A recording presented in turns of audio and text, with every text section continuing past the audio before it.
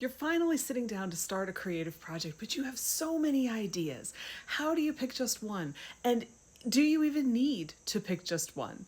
I was on a call last week with someone who was lamenting that she had no focus and that was why freelancing worked well for her because she could work on multiple things at a time. And that's not a bad thing. What's bad is that I really got the sense that she was viewing that as a personal failing. So here's the deal. Lots of people have so many ideas. For some people, that's even a problem because they're so overwhelmed with ideas that they just can't pick one.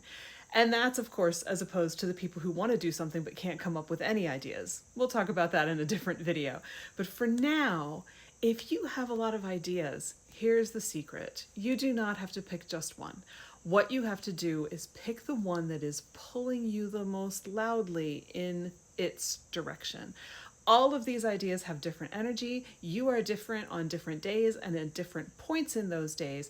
And it could very well be that you're only supposed to spend 1 or 2 hours on a particular project before suddenly the other one starts to call to you and you really feel pulled to work on it. This is tough because in our culture, we are really taught that we should start something and finish it before we do anything else. But creative energy just doesn't always work that way.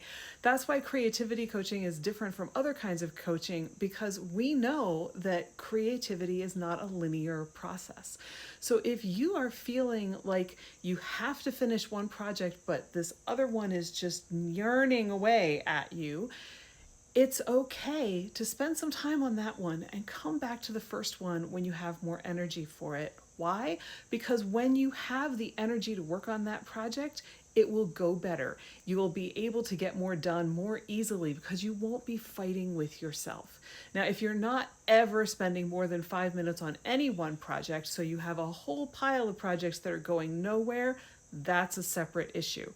But in general, say you have 3 or 4 different things you want to work on, you can absolutely juggle those and they'll all get done as long as you're paying attention to how you're feeling about it and honoring that instead of trying to fight yourself about it.